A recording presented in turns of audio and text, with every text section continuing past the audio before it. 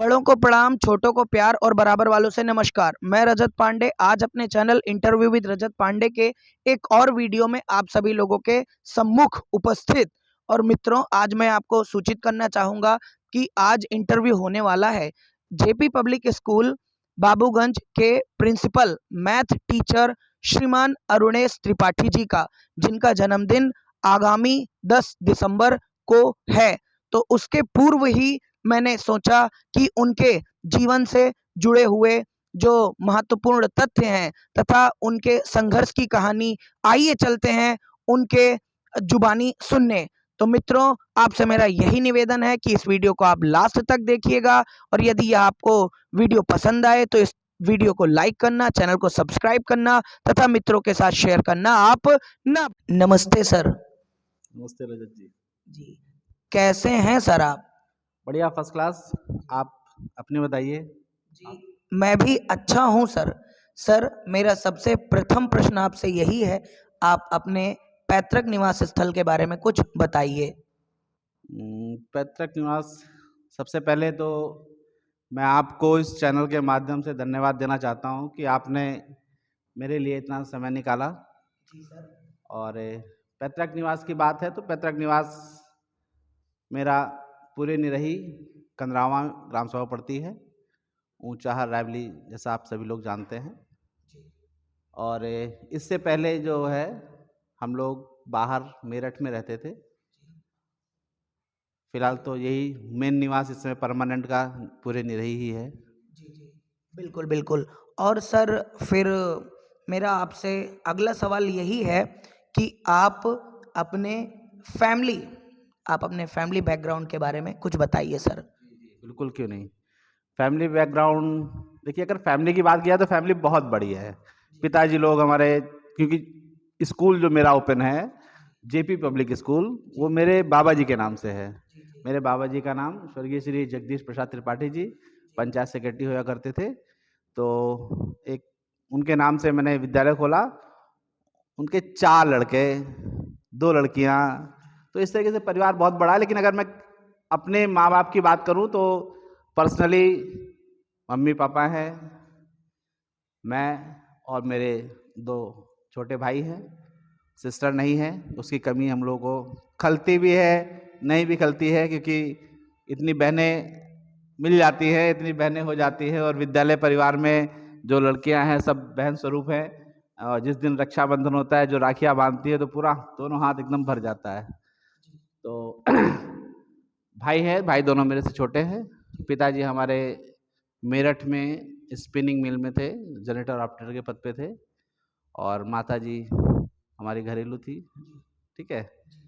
और और सर, आपके पिताजी का शुभ नाम क्या है और माताजी का, और भाइयों का भी थोड़ा सा बताने की आप कृपा करें। बिल्कुल बिल्कुल। पिताजी का नाम श्री रमाकांत त्रिपाठी, माताजी का नाम श्रीमती विमला त्रिपाठी, और दोनों छोटे भाई हैं मेरे। बड़े वाले का नाम करुणेश त्रिपाठी है, और सबसे छोटा धर्मेश त्रिपाठी, और मैं स्वयं अरुणेश त्रिपाठी। जी बिल्कुल। तो सर, इन सब में आप सबसे बड़े हैं? मैं सबसे बड़ा हूँ, बाकी दोनों छोटे हैं।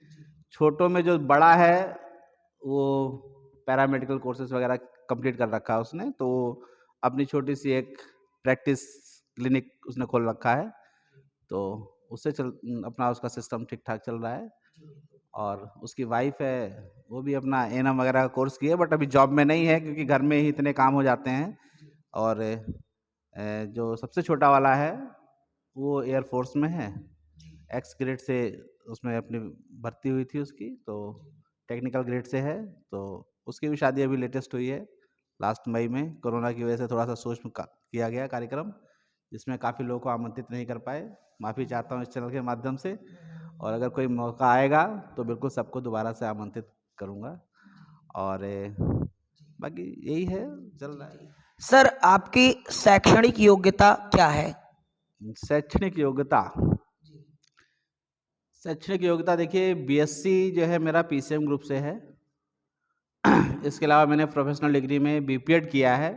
एक्चुअली गेम से लगाव रहा, और एक मेरे मित्र थे मिस्टर अजय सिंह चंदेल जी, इस समय आपके रायबली में डिस्ट्रिक्ट कोऑर्डिनेटर के पद पे है, स्पोर्ट्स कोटे में हैं। और बीएड करना चाहते थे हम लोग, लेकिन इत्तेफाक से उन्होंने ज़बरदस्ती बीपीएड का फॉर्म डाला, जिसकी वजह से एंट्रेंस एग्ज़ाम दिया नॉर्मली, उसमें नाम आ गया, फिजिकल देने पहुंच गए, क्योंकि उस समय एज थी तो फिजिकल भी नॉर्मली था, सब हो गया।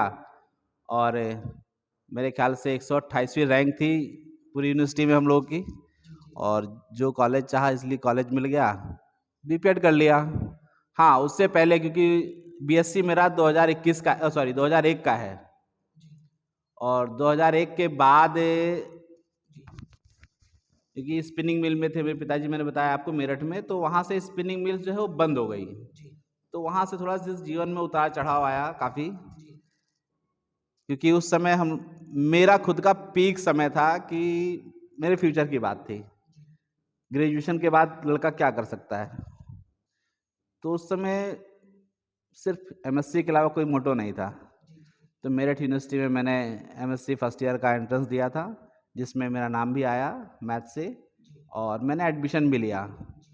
लेकिन बताया कि पिताजी बेरोजगार हो गए थे, तो इस कारण से वो यहाँ घर शिफ्ट हो गए, गांव में शिफ्ट हो गए, और मुझे वहाँ अकेले रहना पड़ा। और मेरे ख्याल से मैं 4 महीने 5 महीने अलग रह पाया अपने परिवार से।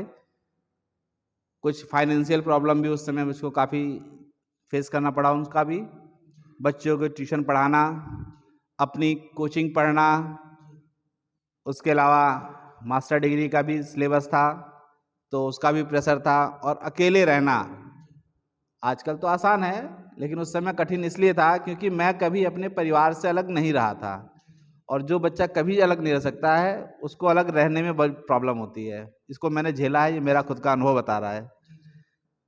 तो उस समय काफ़ी तकलीफ हुई और मैं काफ़ी बीमार पड़ गया, और जिसके कारण फिर मैंने घर में फ़ोन किया, तो क्योंकि उस समय लैंडलाइन होया करता था, तो घर पे तो नहीं था, एक पड़ोस में था, एक आंटी हैं उनके यहाँ, तो उनके पास मैंने फ़ोन किया, तो उन्होंने फिर मम्मी को बुला के मेरी बातचीत कराई। तो बातचीत कराया तो मैं थोड़ा सा भावुक हो गया, मम्मी हमारी भावुक हो गई, और उन्होंने बोला कि बेटा अगर दिक्कत हो तो आप चले आओ। तो उस समय हर चीज़ को नहीं देखा, कैरियर को नहीं देखा मैंने, समझ में नहीं आया मेरे, और मैं चला आया। सर, आपने जैसा अभी बताया कि आपने अपना बीएससी जो है 2001 में पूरा किया, तो मैं आपसे एक सवाल और पूछना चाहूँगा जो आपकी पढ़ाई से ही संबंधित है। और मेरा सवाल आपसे यह है कि आपने अपनी जो आपका जो प्राथमिक विद्यालय था, आपने जो प्रारंभिक शिक्षा कहाँ से प्राप्त की, और इसके अलावा फिर प्राथमिक शिक्षा के बाद उच्चतर शिक्षा के लिए आप कहाँ, कौन से विद्यालय में शामिल हुए, किस सन में आपने हाई स्कूल और इंटरमीडिएट पास किया, और कहाँ से पास किया, यही मेरे आपसे कुछ अगले सवाल हैं। देखिए, सीक्वेंस में मैं आ रहा था धीरे धीरे। जैसे हाई स्कूल इंटर की, जैसे प्रारंभिक शिक्षा की बात की आपने, नर्सरी एलकेजी यूकेजी भी मैंने किया है। और क्योंकि जैसा मैंने बताया कि पिताजी बाहर थे मेरठ में, तो प्रारंभिक शिक्षा और जूनियर स्तर की शिक्षा हम लोग की बहुत अच्छी रही। लगभग ये मानिए कि Christian school, Sophia High School करके होया करता था उसका नाम। वहाँ पे जो भी टीचर्स थे, जो हमारे, क्योंकि क्रिश्चियन स्कूल था, वहाँ पे सिस्टर्स बोला जाता था, सिस्टर्स थे, फादर्स थे, तो बहुत अच्छा वहाँ माहौल था। उस माहौल में हमने अपना हाई स्कूल नहीं किया वहाँ से, वहाँ क्योंकि हाई स्कूल वो गर्ल्स के लिए था, बॉयज़ के लिए ओनली फॉर जूनियर लेवल। तो वहाँ से जूनियर कंप्लीट करने के बाद, 8th कंप्लीट करने के बाद हम लोग फिर स्कूल ढूंढा गया। तो स्कूल में, क्योंकि उस समय जीआईसी जैसे स्कूलों का नाम होया करता था, तो जीआईसी में 9th में एंट्रेंस होया करता था उस समय। हमने उस समय एंट्रेंस दिया 9th में, और 9th में फिर वहाँ पे एडमिशन लिया, और वहाँ एक बहुत बड़ा कॉलेज था। तो हाई स्कूल इंटर हमने जीआईसी मेरठ से किया है, और बीएससी मेरा वहीं मेरठ यूनिवर्सिटी से हुआ है। और उसके बाद मैंने जैसा आपको बताया कि बीच में, क्योंकि 2001 कंप्लीट होने के बाद यहाँ चले आए, उसके बाद एमए इकोनॉमिक्स से एफजी कॉलेज से प्राइवेट फॉर्म भर के मैंने कंप्लीट किया है। और बीपीएड फैजाबाद यूनिवर्सिटी है आपकी, कॉलेज है काला काकर, तो यहीं से मैंने कंप्लीट किया 2007 में। और इस बीच मैंने विद्यालय में काफ़ी समय दिया, विद्यालय में पढ़ाया भी है। उसी में से एक 2007 निकाल कर दीजिए आप, तो 2006-07 सेशन था, उसमें मैंने अपना बीपीएड कंप्लीट किया है। जी बिल्कुल।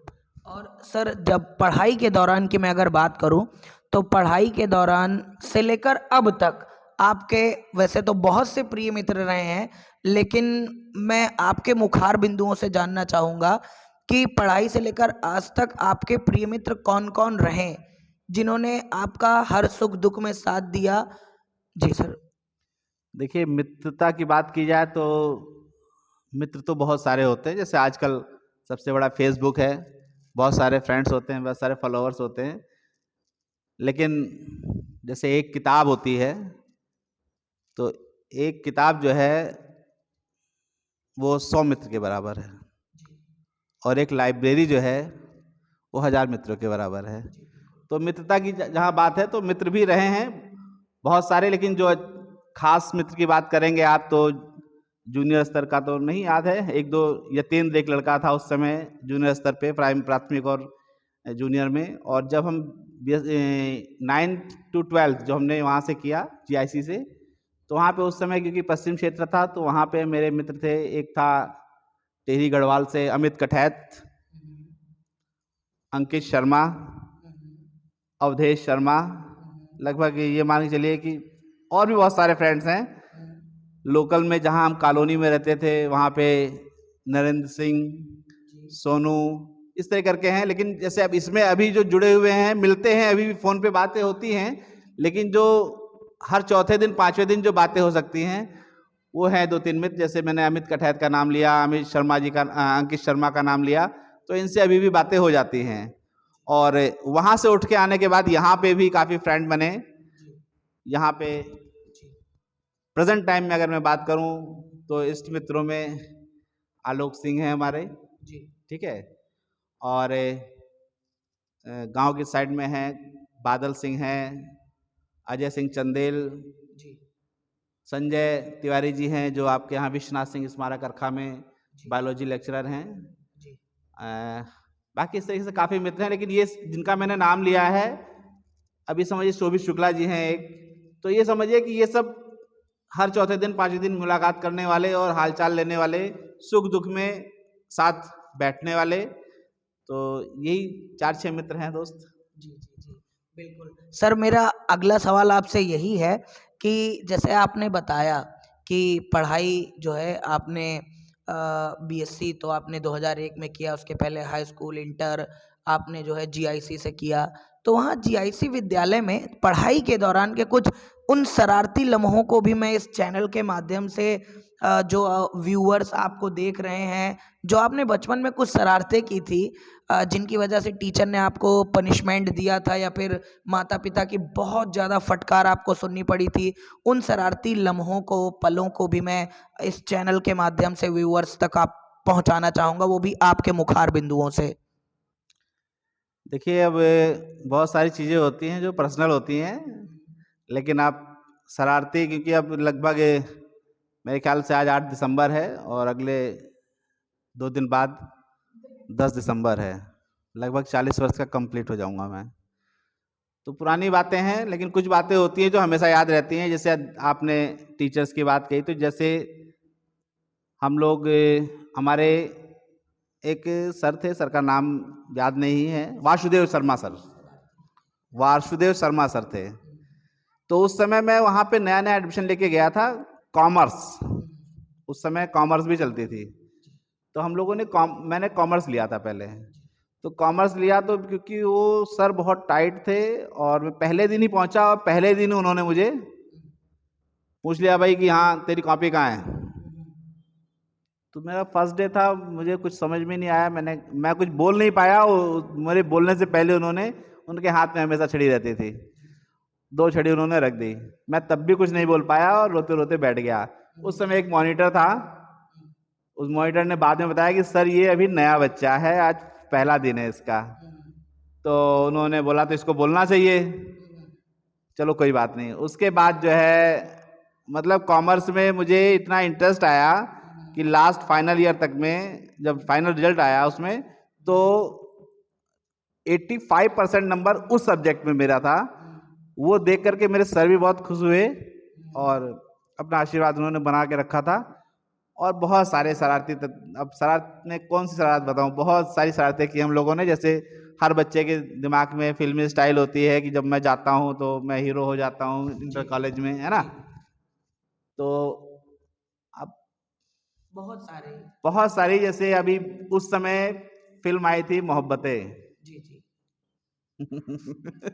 अब आपने जिक्र किया तो मैं बता दूं, मोहब्बतें, बॉर्डर, ये दोनों फिल्में हमने स्कूल बंक करके फिल्में देखी हैं। विषय तो मैं क्या बताऊं।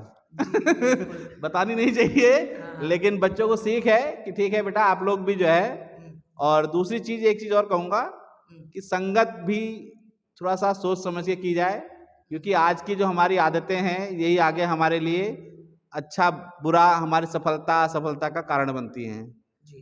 तो संगत थोड़ा सोच समझ के कीजिए, क्योंकि हमारी भी कुछ संगतें थोड़ी सी बीच में गड़बड़ हुई, लेकिन नहीं, सुधर गए। और आपसे मेरा अगला सवाल यही रहा सर, आप अपनी हॉबीज के बारे में कुछ बताएं, आपकी क्या क्या हॉबीज हैं सर? हॉबीज तो देखिए, सबसे पहली चीज क्योंकि अध्यापक होने के नाते, अध्यापक और एडवोकेट और डॉक्टर, ये तीन प्रोफेशन ऐसे हैं अगर ये पढ़ेंगे नहीं तो अपडेट नहीं हो पाएंगे। तो आज भी कुछ ना कुछ पढ़ने की एक आदत है। अब क्योंकि लोग मोबाइल से ज़्यादा पढ़ने लगे हैं, लेकिन फिर भी प्रयास रहता है कि आधा घंटा 1 घंटा जो भी शाम का खाना खाने के बाद समय मिले तो थोड़ा सा किताबों को देता हूँ अपना। एक तो ये आदत अभी भी बनी हुई है। इससे पहले ये था कि अपना गेम कर लेना, गेम में वॉलीबॉल पसंदीदा खेल है और क्रिकेट भी खेलते थे, लेकिन वॉलीबॉल क्योंकि कम बच्चों में हो जाता था तो ज़्यादा लोग इकट्ठे नहीं हो पाते थे, छोटा ग्राउंड होता था तो उसमें वॉलीबॉल हम लोग खेलते थे। जी बिल्कुल सर, जैसे अभी आपने बताया वॉलीबॉल और क्रिकेट, मैं आपसे अगर एक ही केवल खेल पूछना चाहूँ जो आप सबसे ज़्यादा लाइक करते हैं, वो कौन सा है? दोनों में से कोई एक ऑप्शन। देखिए डिपेंड करती है कि सिचुएशन कैसी है। सिचुएशन जैसे अभी मैंने एक छोटी सी बात कही आपसे, छोटी सी बात कही कि ग्राउंड, अगर ग्राउंड नहीं है तो आप क्रिकेट खेलोगे कैसे? गली में भी खेला जा सकता है, लेकिन उस गेम में फिर मजा नहीं आएगा। तो अगर मैं बात करूं तो छोटी जगह पे वॉलीबॉल, और अगर ग्राउंड है तो क्रिकेट। जी जी बिल्कुल बिल्कुल। और सर आपके प्रिय राजनेता कौन है सर? राजनेता की बात करेंगे तो अटल बिहारी वाजपेयी जी और लाल बहादुर शास्त्री जी। लाल बहादुर शास्त्री जी की छोटी छोटी स्टोरियाँ जो हैं वो आज भी कभी पढ़ने को मिल जाती हैं तो अंदर से मतलब आंखें नम हो जाती हैं। जी बिल्कुल। और जैसा कि अभी आपने बताया कि आपने एक टाइम था जब 2 फ़िल्में देखी थी बंक करके, तो मैं आपसे यही पूछना चाहूँगा कि आपके सबसे पसंदीदा फ़िल्म कौन-सी है? और यदि हम बात करें फ़िल्मों की तो फिर उभर कर एक और प्रश्न आता है मेरे ज़हन में कि आपका सबसे प्रिय अभिनेता कौन है सर? देखिए, अब वो बचपने की बात होती है। प्रिय अभिनेता, अब जो एज हो गई है इस एज में अभिनेता मायने नहीं रखते हैं। इस एज में अभिनेता वो है जो हमको कुछ अच्छी सीख दे जाए। जी बिल्कुल बिल्कुल। और मेरा आपसे अब चलिए, अब मैं सीधे आपको, आप जो कि आप टीचर भी हैं, मैं आपसे अब वहीं से सवाल पूछूंगा सर। अब मेरा आपसे सवाल यही है, सबसे महत्वपूर्ण सवाल जो काफ़ी लोग लगभग जानना चाहेंगे, आपने कब से, जी हाँ, किस सन से आपने पढ़ाना प्रारंभ किया? जी, जैसा मैंने बताया कि 2001 में ग्रेजुएशन कंप्लीट हुआ। उसके बाद 2-4 महीने वहाँ पे मेरठ में रहा और तबीयत खराब होने की वजह से मैं वापस आ गया। अब यहाँ आने के बाद स्थितियाँ अनुकूल नहीं थी, सब कुछ विपरीत था। चाहे वो फाइनेंशियल कंडीशन रही हो, चाहे लोगों का सपोर्ट रहा हो। बहुत ज़्यादा अपने माँ बाप को छोड़ के बात करूँ तो ख़ानदान परिवार जिसे कहते हैं लोग, उसका सपोर्ट बिल्कुल नहीं मिल पाया। तो आदमी अपनी रोजी रोटी की तलाश में निकलता है कि मैं घर का बड़ा हूँ, मुझे कुछ करना चाहिए। तो 2001 में मेरे ख्याल से सितंबर या अक्टूबर, जो भी समय रहा हो, सेशन स्टार्टिंग जो है 2001 लास्ट एकदम नवंबर या दिसंबर ऐसे ही था। उस समय आपका ये विश्वनाथ सिंह स्मारक अरखा, उमेश द्विवेदी जी, माननीय उमेश द्विवेदी जी एमएलसी साहब जो हैं, उनका विद्यालय था। तो वहाँ पे जाकर के बात हुई तो उन्होंने उस समय 9th स्टार्ट किया था, 9th की क्लासेस उनके यहाँ चल रही थी, 10th भी था उस समय, 10th का पहला बैच था। तो जब उन्होंने देखा, डॉक्यूमेंट्स वगैरह देखे, तो उन्होंने एक नज़र में, ठीक है आप आइए कल से पढ़ाइए। तो मैंने लगभग 2001 से लास्ट से पढ़ाना शुरू किया। और सर यदि हम बात करें, आप जैसे कि प्रिंसिपल है जेपी पब्लिक स्कूल के, तो कब आपके दिमाग में कब आया और किस पर्पस से आपने क्या मतलब सोचा कि हमें विद्यालय प्रारंभ करना चाहिए? वो उद्देश्य क्या था आपका? वो सन कौन सा था जब आपने अपने विद्यालय पंडित जगदीश प्रसाद की स्थापना की, शुरुआत की, आरंभ किया सर? तो उनसे जुड़े हुए जो आपके मन में विचार थे, उनको आप साझा करने की कृपा करें सर। देखिए 2001 में जब मैंने पढ़ाना शुरू किया, तो उस समय तो एक करियर को लेके भी दिमाग में काफ़ी उथल-पुथल थी। तो उस हिसाब से तैयारियां नहीं हो पाती थी। एग्ज़ाम ज़रूर देते थे, फॉर्म ज़रूर भरा जाता था, लेकिन कोई एग्ज़ाम क्वालिफाई नहीं कर पाया उस बीच। और इसके बाद जो है 2007 में बीपीएड किया मैंने। बीपीएड करने के बाद जब लौट के आया तो मैंने स्कूल ना पकड़ करके आपके एनटीपीसी में केमिस्ट्री लैब है एक, वहाँ पे वाटर ट्रीटमेंट का एज ए केमिस्ट मैंने वर्क किया है लगभग 1.5 साल 2 साल। तो वहाँ पे वर्क करने के बाद एक कोल कंपनी के मालिक थे, उन्होंने मुझे अपनी कंपनी में बुलाया काम करने के लिए। और क्योंकि उनकी कंपनी बाहर की थी, इंडोनेशिया से उनका टाई अप था, तो पैसा वो ठीक ठाक देते थे। उस समय मुझको 12,000 रुपये प्लस टीए डीए ये सब मिलता था। लेकिन मैं उनके साथ 3 महीने काम कर पाया, क्योंकि बाहरी जॉब ज़्यादा थी, मतलब दौड़ना ज़्यादा पड़ता था। आज इधर, आज वहाँ जाना है, कल वहाँ जाना है, परीक्षा power plant, Aligarh power plant, मतलब ऐसी कोई भी यूपी में पावर प्लांट नहीं है, कानपुर है, जहाँ मैं लगभग नहीं गया हूँ। 3 महीने 4 महीने करने के बाद मुझे लगा कि ये तो ज़िंदगी भागम भाग हो जाएगी, ठीक है। तो उसके बाद फिर मैं लौट के आया, मैंने वहाँ से जॉब छोड़ दी, फिर मैंने स्कूल ज्वाइन किया। 3 महीने 4 महीने बीच में थे उधर सेशन ख़त्म होने में, तो उसको कंप्लीट किया। उसके बाद मन में एकदम ख्याल आया कि जब मुझे पढ़ाना ही है बच्चों को, तो क्यों ना एक ऐसा सेंटर हो, क्योंकि उस समय मेरे घर में लगभग जो भाई थे मेरे, वो भी बेरोजगारी थे। तो मुझे ये लगा कि अगर मैं विद्यालय खोलूँगा तो एक शिक्षा जो मेरे पास है, मेरा अनुभव है, अनुभव मुझे श्री उमेश द्विवेदी जी से मिला, तो उस अनुभव को मैं साझा करूं लोगों के साथ, समाज को एक अच्छी पहल करने के लिए, समाज को एक अच्छा वातावरण देने का प्रयास था मेरा। और जो मेरे भाई लोग बेरोजगार हैं, वो भी मेरे साथ जुड़ करके अपनी दाल रोटी चलाने का इरादा था। और उसी बहाने विद्यालय खोलते, विद्यालय कहाँ डाला जाए, सबसे बड़ी बात, सबसे बड़ी चीज़, और उसके लिए फाइनेंस कहाँ से हो। तो फाइनेंशियल भी बस कैसे हुआ है, ये बहुत टेढ़ी खीर है बताना।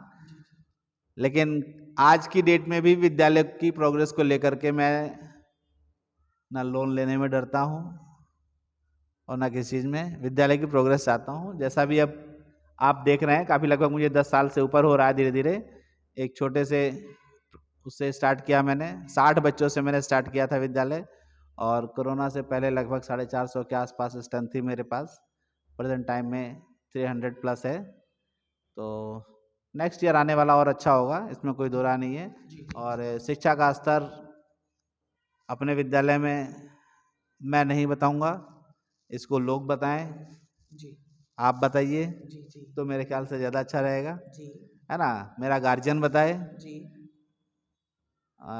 बस। और मेरे बाबा जी थे। स्टार्टिंग कब से? स्टार्टिंग लगभग ये मान के लिए कि 2010 से स्टार्टिंग हुई। जी 2010 अप्रैल से मैंने इसको स्टार्ट किया जी और आज 2021 जी लग गया है, जी जी तो लगभग 11-12 साल हो रहे हैं। जी जी। तो 2010 से लेकर अब तक आपके विद्यालय में कौन कौन से परिवर्तन हुए? ये पहले कहाँ स्थित हुआ करता था, अब तो मान लीजिए यहाँ पर है। देखिए, सबसे पहले सब्जी मंडी में मिश्रा जी हैं हमारे, आप इस समय नहीं रहे, वो उनका सपोर्ट था। उन्होंने जो है अपना मकान दिया मुझको विद्यालय चलाने के लिए। छोटा सा मकान था, ऊपर 4 कमरे थे, नीचे 4 कमरे थे। उन कमरों में मैंने स्टार्ट किया, उनका सपोर्ट रहा और लोगों का सपोर्ट मिला। जैसे हमारे भाई साहब हैं डॉक्टर संतोष त्रिपाठी जी, उनका भी सपोर्ट रहा। उनका सपोर्ट नहीं होता तो शायद मैं यहाँ पे नहीं स्टार्ट करता, क्योंकि यहाँ से मेरा कोई, इस क्षेत्र से मेरा कोई परिचय नहीं था। ये उन्हीं का एक सपोर्ट था, उन्हीं की एक देन थी कि हाँ ठीक है, मैंने उनसे अपने मन की बात रखी थी तो उन्होंने कहा ठीक है, एक मकान है देख लो, अगर समझ में आए। तो मुझे भी उस समय स्टार्ट करना था, मैंने उसमें हाँ कर दी, मैंने बात की तो उन्होंने अपना मकान दे दिया। अब क्योंकि वहाँ लगभग 3 साल हम रहे, 3 साल के बाद सिचुएशन ये हो गई कि जो स्ट्रेंथ थी हमारे पास, वहाँ पे बच्चे ढंग से बैठ नहीं पा रहे थे, जगह कम पड़ गई थी। तो उसके बाद हमने इधर उधर काफ़ी देखा, लेकिन उस समय ना तो हमारे पास जगह थी, ना कोई बिल्डिंग थी, जिससे बात करो बिल्डिंग भी नहीं मिल पा रही थी कोई किराए की। तो बड़ा लगा कि कहीं ऐसा ना हो कि हम इतने में ही सिमट के रह जाएं। तो आपके यहाँ संजीव गुप्ता जी हैं, जी उनकी यहाँ पे एक चक्की थी पहले जी जी। रोड मुनीम पर, की चक्की। मुनीम की चक्की के नाम से फेमस है। तो हम्म। वो उसको मैंने देखा तो काफ़ी जंगल टाइप में पूरा पड़ा हुआ था, कुछ दीवार आधी टूटी हुई आधी पड़ी हुई। तो मैंने उनसे बात की तो उन्होंने कहा ठीक है भैया, आपको अगर लगता है कि आप यहाँ चला लेंगे तो आप व्यवस्था कर लीजिए। हम्म। तो फिर 3 साल बाद वहाँ व्यवस्था की हमने, लगभग 3 साल वहाँ भी रहे। जी और 3 साल बाद हमारे पूरे मोहन बाबूगंज से, वहाँ से भी बच्चे आते थे। और बहुत सी जगहें हैं। जगह क्या है, एक्चुअली उनका सपोर्ट है, उनका नाम लेना चाह रहा हूँ, उनका नाम मुझे नहीं आ रहा है। मौर्य जी हैं और उनकी पत्नी श्रीमती रीना जी हैं। तो उनका सपोर्ट रहा और उन्होंने विद्यालय के लिए हमेशा समर्पित रहे। उन्होंने कहा कि अगर जमीन कोई नहीं देगा विद्यालय के लिए तो मैं आपको जमीन दूंगी। तो उनका सपोर्ट रहा, तो उनके सपोर्ट से ये विद्यालय जमीन हमको मिली। और इस पे फिर लोन लेकर के कुछ पैसा इधर से लेकर के उधर से लेकर के अरेंजमेंट करके ये छोटी सी एक बिल्डिंग बनाई हमने। और लगभग 4 साल यहाँ भी हमको हो गया है, 4-5 साल। एक्चुअली कोरोना की वजह से थोड़ा सा काफ़ी दिक्कतें आई। अगर ये ना होता तो हो सकता है थोड़ा सा कुछ कंस्ट्रक्शन वर्क और कुछ कंप्लीट हुआ होता है, बाउंड्री वगैरह कुछ कंप्लीट हुई होती। तो इसी तरीके से धीरे धीरे बढ़ रहा है विद्यालय आगे। जी। आप अपने शिक्षण संस्थान के बारे में कुछ बताइए। यहाँ वर्तमान समय सत्र 2021-22 में कितने अध्यापक लोग अध्यापनरत हैं और कितने विद्यार्थी आ रहे हैं वर्तमान समय में, तथा यहाँ की कुछ फैसिलिटीज़ के बारे में बताइए कि क्यों पेरेंट्स को आपका ही विद्यालय ज्वाइन करवाना चाहिए बच्चों को। आप इसके बारे में कुछ बताएं सर। देखिए, जैसे इंग्लिश मीडियम विद्यालय की बात है तो इंग्लिश मीडियम विद्यालय में अगर आप यहाँ से निकल के बाहर जाते हैं तो आप एक तरीके से देखेंगे तो वहाँ की फीस वगैरह काफ़ी है। हमारे यहाँ फीस सबसे कम है। सबसे बड़ी चीज़, जो एक लेबर कैटेगरी का व्यक्ति होगा वो भी अपने बच्चे को अच्छी शिक्षा दे सकता है हमारे यहाँ। ठीक है। और फैसिलिटी की बात है तो लगभग हर चीज़ें हमारे विद्यालय में जो होनी चाहिए, एक नॉर्मल सी पंखा, लाइट, वाटर कूलर, बस। सबसे बड़ी चीज़, आजकल बच्चों को घर से पिकअप करना पड़ता तो उसके लिए बस वगैरह है ना। तो इस तरह की काफ़ी चीज़ें हैं। बाकी और हम अपडेट करते रहते हैं बच्चों को, ऑडियो वीडियो के माध्यम से छोटे बच्चों की क्लासेस चला लेना, है ना। कभी कभी प्रोजेक्टर का यूज़ करके बच्चों को इकट्ठा करके थोड़ा सा उनको कुछ चीज़ें बताना, छोटे छोटे एक्सपेरिमेंट, जैसे बच्चे हमारे प्रोजेक्ट बनाए हैं, क्लास 7th के 6 के बच्चे जो प्रोजेक्ट बनाते हैं, अभी दिखाऊंगा आपको अगर थोड़ा सा समय मिलेगा। तो मतलब बच्चे कुछ एक्टिविटी करते रहते हैं, और उससे बच्चे जब तक एक्टिविटी नहीं करेंगे बच्चे सीखेंगे नहीं। देखिए, हम किताबों को रटा नहीं सकते हैं, आप आज रटाएंगे कल बच्चे भूल जाएंगे। उसके साथ साथ कोई ना कोई एक एक्टिविटी आप उसमें ऐड कीजिए जिससे बच्चा अच्छे से सीख सके। यही एक हमारी नीतियां हैं, और प्रयास रहता है कि अपडेट रहें, लोगों को कुछ अच्छा देने का प्रयास रहता है। अब जब तक आप संतुष्ट नहीं होंगे तब तक हमको भी संतुष्टि नहीं रहती कि नहीं भाई, जब गार्जियन संतुष्ट नहीं है, और जब गार्जियन ये कहता नहीं गुरुजी बच्चे में बहुत सुधार है, तो दिल चौड़ा हो जाता है। जी, और एक और सवाल आपसे मैं पूछना चाहूँगा, जैसा कि आपने बताया कि आपका विद्यालय 2010 से चल रहा है, तो यहाँ 2010 से बहुत से अध्यापकों ने टीचिंग का कार्य करवाया है। मैं आपसे पूछना चाहूँगा कि वो कौन-कौन से अध्यापक रहे जिन्होंने बहुत सा समय इस संस्थान के लिए दिया, तथा क्या भूमिका रही उन लोगों की, इसके बारे में भी आप कुछ बताने की कृपा करें। देखिए, विद्यालय में जितने, क्योंकि विद्यालय का जो नींव होती है, जैसे मकान बनता है तो पिलर से बनता है आजकल, अगर पिलर ना हो तो छत नहीं पड़ सकती है। उठाने में किन-किन लोगों का? तो विद्यालय में अध्यापक जो होते हैं वो पिलर होते हैं, जी, और काफ़ी लोग इन 10 सालों में आए गए, सब लोग दिमाग में है, जहन में है मेरे, सबका नाम नहीं ले पाऊंगा, लेकिन सबका सहयोग रहा, जब तक रहे अच्छा सहयोग रहा, नहीं है तब भी कहीं मिलते हैं तो सहयोग की ही एक भावना रहती है। और मेरा अभी ईश्वर से प्रार्थना यही है कि जहाँ भी रहें वो खुशहाल रहें और शिक्षा को आगे जरूर बढ़ाते रहें, ये ईश्वर से मेरी प्रार्थना है। बाकी सहयोग सबका लगभग मिलता है। और जहाँ तक रही बात अधिक समय देने की, तो अधिक समय में जैसे प्रेजेंट टाइम में हमारे यहाँ संजीव गुप्ता जी हैं, उनकी भाभी हैं नीतू गुप्ता जी, ये लगभग शुरू से जुड़ी हुई हैं और आज तक जुड़ी हुई हैं। और इसके अलावा मैं बात करूँगा अपने अतुल शुक्ला सर जी की, इंग्लिश पढ़ाते हैं और बहुत अच्छा पढ़ाते हैं, नो डाउट, लेकिन हो सकता है कुछ दिक्कतें हमसे रही हो या फाइनेंशियल, क्योंकि भाई देखिए जो स्कूल है वो बिना अध्यापकों के तो कुछ भी नहीं है ना। तो अब मान के चलिए कि यही सब है, सबका सहयोग रहा है और सबका।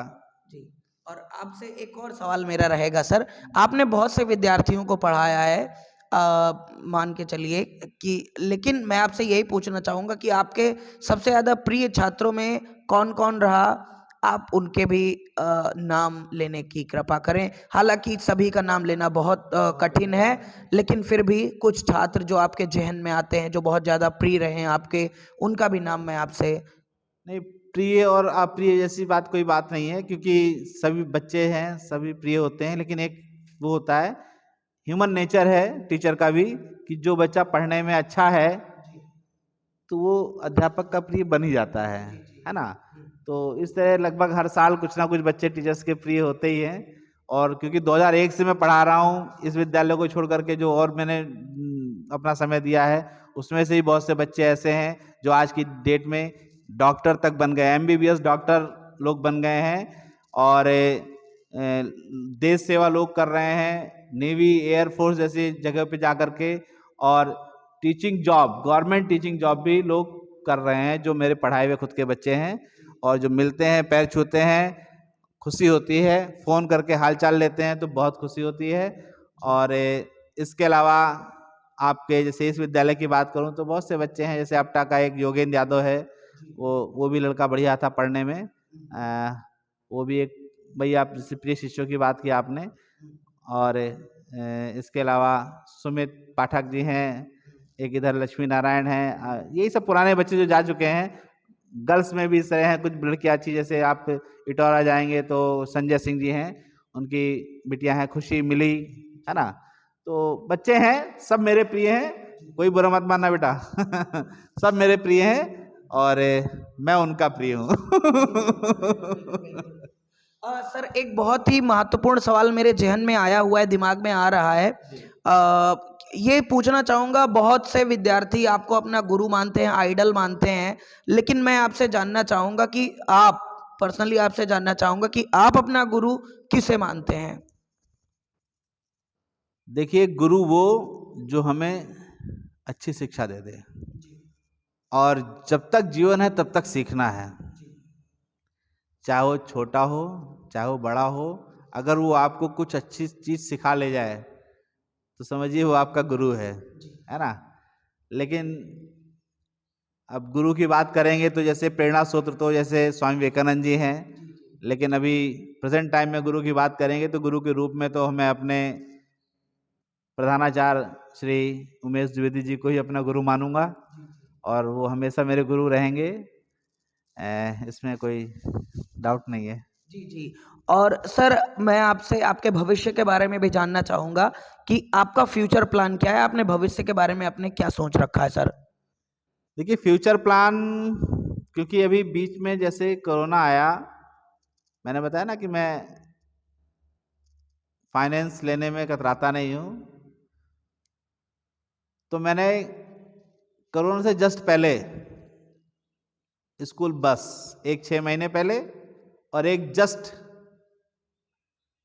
फरवरी 20 फरवरी 2020 में मैंने बस उठा ली दोनों। फाइनेंस हो गया तगड़ा। फ्यूचर प्लान ही है सर ये, क्योंकि ये फ्यूचर प्लान बच्चों के लिए ही था। और उस स्थिति में महीने 2 महीने 4 महीने 6 महीने 8 महीने तक तो बढ़िया चला, लेकिन उसके बाद 6 महीने के बाद स्थिति 6 7 8 महीने के बाद स्थिति गड़बड़ हो गई। मुझे लगा कि मैं गलत ट्रैक पे जा रहा हूँ, कोई हेल्प करने वाला नहीं है, फाइनेंशियल एकदम टूट गया हूँ। तो मैंने उस समय ईश्वर की दया से माध्यमिक शिक्षा सेवा चयन बोर्ड से वैकेंसी निकली थी, मैंने एक फॉर्म भरा और उसका एग्ज़ाम 8 अगस्त 2021 को हुआ, 7 अगस्त को सॉरी, एग्ज़ाम दिया मैंने। लेकिन वहाँ भी ईश्वर ने मुझको नहीं बुलाया, जबकि मैं मेरिट में हूँ, सब कुछ है। ईश्वर ने एक छोटी सी मिस्टेक मेरे से करा दी कि जो मेरा रोल नंबर था उसको कहीं मेरे से भरते समय लिखते समय गोला काला करने में 1 डिजिट गलत करा दिया मेरे से। फिलहाल वो मामला कोर्ट पे है, उस पर भी ऑर्डर मिल गया है हमारे पक्ष में। लेकिन ईश्वर ने मुझको नहीं बुलाया तो जरूर कहीं ना कहीं एक प्रेरणा रही कि नहीं बेटा, अभी आप अपने विद्यालय को और ऊंचाइयों तक ले जाओ। तो फिलहाल प्रेजेंट टाइम में तो अभी फ्यूचर प्लान विद्यालय को आगे बढ़ाने का है, और अगर कोई भी आपदा नहीं आती है तो next year 9th class start करूँगा। पहली प्लानिंग तो यही है अगले साल, और उसके बाद जैसा होगा जो ईश्वर चाहेगा।